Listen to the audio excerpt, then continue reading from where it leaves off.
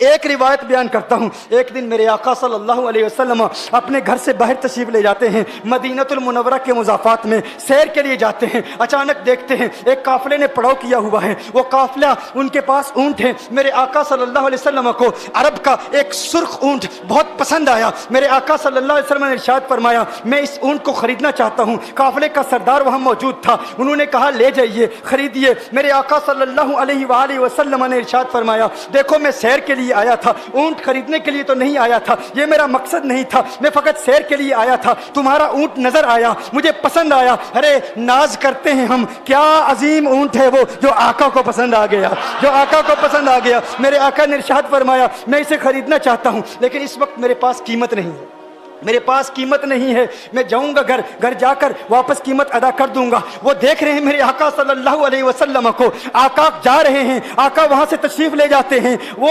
آقا کو کہتے ہیں آپ لے جائیں, اونٹ آپ لے جائیں. آقا کے حسن کے جلوے دیکھ رہے ہیں, اس وقت تک آقا کو دیکھ رہے ہیں جب تک آقا ان کی آنکھوں سے اوجھل نہیں ہو جاتے. جب آقا ان کی آنکھوں سے اوجھل ہو جاتے ہیں تو اچانک ایک شخص پوچھتا ہے, ارے یہ کون آیا تھا, یہ آنے والا کہاں سے آیا تھا, کہا جانے کہاں سے آیا تھا, ہم اسے نہیں جانتے. کہا اونٹ خرید کے لے گیا, قیمت دی, کہا نہیں دی. کہا کیا کیا, کہا ادھار, کہا ادھار دیا. نام جانتے ہو, نام نہیں جانتے. ایڈریس جانتے ہو, ایڈریس نہیں جانتے. پتہ ہے کون ہے, نہیں پتا. کوئی ضامن نہیں, کوئی ضمانت دینے والا نہیں, کوئی چیز گروی رکھی, گروی بھی نہیں رکھی. عرب کا سرخ اونٹ انتہائی مہنگا اونٹ ہوتا ہے. علماء جانتے ہیں سرخ اونٹوں کی قیمت کیا ہے. کوئی بندہ آئے جس کا نام پتہ نہیں, ایڈریس پتہ نہیں کہاں رہتا ہے, کہاں سے آیا ہے, اپنا اونٹ, ان کا اونٹ وہ لے کے چلے جاتے ہیں, ادھار لے کے جاتے ہیں, نام بھی نہیں بتاتے, ایڈریس بھی نہیں بتاتے. کہا تمہیں کیا ہو گیا تھا, تم نے اپنا اونٹ یوں ہی دے دیا. ایک شخص بولا, ارے تم کہتے ہو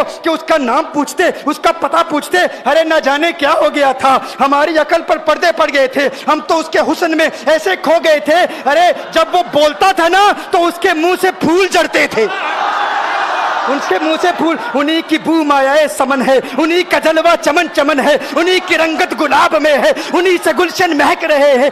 گل ہے لبھائے نازک ان کے, ہزاروں جھڑتے ہیں پھول جن سے.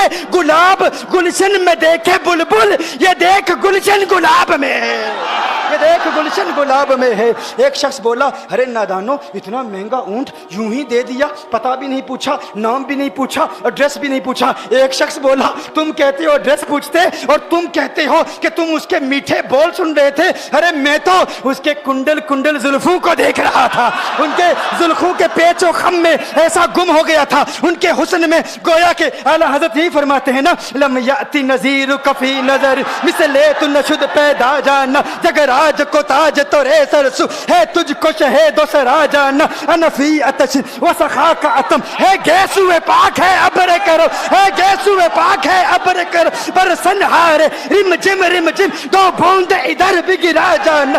انفی اتشن و سخا کا اتم. اور ایک پنجابی شاعر نے کہا, مکھ چند بدر شاہ شانی, مت چمکے لاٹھ نورانی, کالی زلفت اک مستانی, مخمور عقین مدبریا.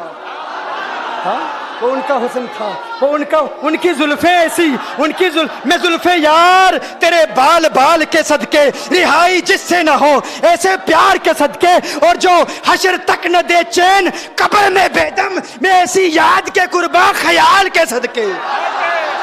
یہ ان کا حسن. دل میں جگر میں آنکھ میں بس تو ہی تو رہے, دل میں جگر میں آنکھ میں بس تو ہی تو رہے, اس کے سوا نہ دل میں کوئی آرزو رہے. اس اہتمام میں شوق میں سجدے کروں ادا, تیرا خیال آئے تو دل باوضو رہے. اور جنت میرے نصیب کی وائز کو بخش دے, میرے کفن میں گیس ہوئے جانا کی بو رہے.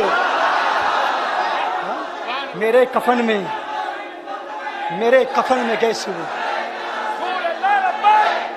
جو ان کی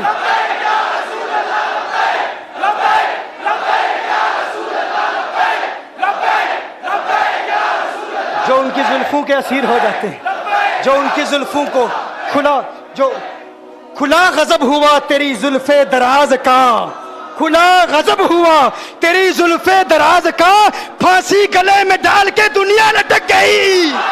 یہ ان کے زلفوں کا اثر ہے, لوگ قربان ہو جاتے ہیں، اپنی جان مارتے ہیں. آقا آپ کی کنڈل والی زلفیں ایسی ہیں، ہمیں کہاں یاد رہی قیمت کتنی ہے، نام کیا ہے، علاقہ کون سا ہے، شہر کون سا ہے. ابھی کلام ہو ہی رہا تھا، ایک شخص نے کہا ارے نادانو کیا کیا، اونٹ دے دیا، نام بھی نہیں پوچھا، پتہ بھی نہیں پوچھا. ایک شخص بولا ارے وہ تو ان کے میٹھے بولوں میں کھو گیا تھا، یہ تو کنڈل والی زلفوں میں کھو گیا تھا. لیکن تم جانتے ہو میں کیا دیکھتا تھا؟ کہا کیا دیکھتے تھے؟ کہا ان کے لبوں پر جب تبسم کی کھلکھلاہٹ ہوتی، جب مسکراہٹ ہوتی، ان کے دانتوں کی چمک دیکھ رہا تھا. وہ مسکراتے تھے، ان کا نور مجھے سامنے والے پہاڑوں پہ نظر آتا تھا، سامنے والے پہاڑوں پہ نظر. مازاق کا کجلا نین بھرے، وہ شمس کا بٹنا مکھ پہ ملے، ہے میم کا گھونگٹ چہرے تلے، وہ عرش کا تارا آوت ہے، یاسی کی چمک ہے دانتن میں، تاہا کا کرشمہ آنکھن میں، والفجر کا جلوہ گالن میں، وہ رب کا پیارا آوت ہے، وہ رب کا پیارا آوت ہے، وہ رب کا پیارا آوت ہے. ایک شخص نے کہا ارے تم تو ان کے دانتوں کی چمک کو دیکھتے تھے، ان کی مسکراہٹ کو دیکھتے تھے، اور مجھ سے پوچھتے ہو کہ میں نام پوچھتا، پتہ پوچھتا. ارے دیکھتے نہیں، تم دانتوں کو دیکھتے تھے، میں تو ان کے نینوں کو دیکھتا تھا، میں تو ان کی آنکھوں کو دیکھتا تھا، ان کی آنکھوں کے حسن میں ایسا کھو گیا تھا. ارے میں تو بھول چکا تھا، ہم تو اپنے ہوش و حواس کھو بیٹھے تھے. ایک شخص نے کہا ارے دیکھو دیکھو وہ تمہارا اونٹ ہی لے گیا ہے، اونٹ ہی لے گیا ہے، نام بھی نہیں پوچھا، ایڈریس بھی نہیں پوچھا. کلام میں یہ تاثر دیا گویا کہ اونٹ چوری ہو گیا ہے. اچانک خیمے سے ایک عورت کی آواز آتی ہے، خیمے سے ایک عورت کی آواز آتی ہے. وہ کہتی ہے خبردار انا دامنۃ لثمن جبنکم.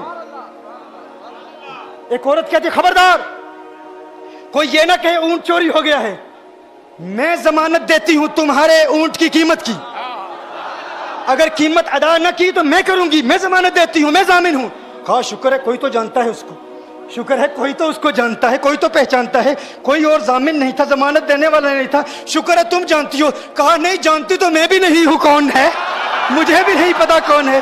کہا پھر ضمانت کاہے کی، کیوں ضمانت دے رہی ہو؟ اس نے کہا ہوا یہ کہ جب وہ تم سے باتیں کر رہا تھا نا تو خیمے کی اوٹ سے میں نے اس کا حسین چہرہ دیکھ لیا. ارے سنو سنو سنو سنو سنو سنو کہا جس کا چہرہ اتنا حسین ہے وہ جھوٹا نہیں ہو سکتا، وہ جھوٹا نہیں ہو سکتا، وہ جھوٹ نہیں بول سکتا. میرے آقا کا حسن ہی ایسا ہے. تم کہتے ہو تم ان کی طرح ہو، ذرا تم بھی کہیں خریدنے کے لیے کچھ جاؤ، دیکھتے تیرے چہرے کا حسن دیکھ کر کون ضمانت دیتا ہے، کون ضمانت دیتا ہے. ابھی بات ہو ہی رہی تھی نا، ابھی کلام ہو رہا تھا، اچانک میرے آقا کے غلام آ گئے. اچانک صحابہ قیمت لے کر، کون ہے جس نے آقا کو اونٹ دیا ہے؟ یہ ضیافت کے لیے چند کھجوریں بھی لے لو، کھجوریں بھی رکھ لو، اور یہ قیمت بتاؤ. انہوں نے کہا قیمت؟ اب قیمت کو چھوڑو، اب سودے کو چھوڑو. کیوں؟ اب ہمارا سودا بازار مصطفیٰ میں ہو چکا. اب ہمارا ارے قیمت کو بھول جاؤ، قیمت کو چھوڑو، اب ہمارا سودا ہو چکا. ارے کیا ہوا، کیسے؟ کہا بتاؤ وہ سونا تھا کہاں سے، وہ منمونا کہاں سے آیا تھا؟ ارے ہم تو اس کا آنا جانا دیکھ رہے تھے، ہم تو دیکھتے ہی رہ گئے. ایک ماہ عدن، نورانی بدن، نیچی نظریں، سب کی خبریں. ایک ماہ مدن، نورانی بدن، نیچی نظریں، سب کی خبریں. وہ دکھا کے پون، وہ سنا کے سخن، مورا پھونک گیا سب تن من دن، مورا پھونک گیا. کہا وہ سونا تھا کون بتاؤ؟ ارے کہا وہ دیکھتے نہیں، وہ کھجوروں کا جھنڈ نہیں دیکھتے، ارے وہی تو مدینہ المنورہ ہے. اپنی قسمت پہ ناز کرو، یہ وہی محمد عربی ہے. ارے جن کی عظمتوں کے ترانے دنیا لاپ رہی ہے، تم خوشبخت ہو، تم مدینے کے قریب آ گئے ہو. کہا پھر لے جاؤ. آقا کی بارگاہ میں حاضر ہوئے. وہ سارا قافلہ کلمہ پڑھ کے واپس آ رہا ہے، اور ان کے تیور دیکھنے کے لیے گویا کہ کہہ رہے ہیں یہ ناز یہ انداز ہمارے نہیں ہوتے، یہ ناز یہ انداز ہمارے نہیں ہوتے. جولی میں اگر ٹکڑے تمہارے نہیں ہوتے، ملتی نہ اگر بھیک حضور آپ کے در سے، اس ٹھاٹ سے منگتو کے گزارے نہیں ہوتے. اور بے دامی بک جائیے بازار نبی میں، اس شان کے سودے میں خسارے نہیں ہوتے، شان کے سودے میں خسارے نہیں ہوتے، اس شان کے سودے میں خسارے نہیں ہوتے. بتاؤ آخر تم کس اعتبار سے آقا کی طرح ہو؟ یہ گفتگو جاری رہی تو صبح ہو جائے گی، فجر ہو جائے گی. میں اتنی مثالیں پیش کروں گا کہ وقت ختم ہو جائے گا، اور پھر ہم کہیں گے کہ ابھی نہ دل کے ارماں ختم ہوئے تھے، غضب ہو گیا کہ سحر ہو گئی.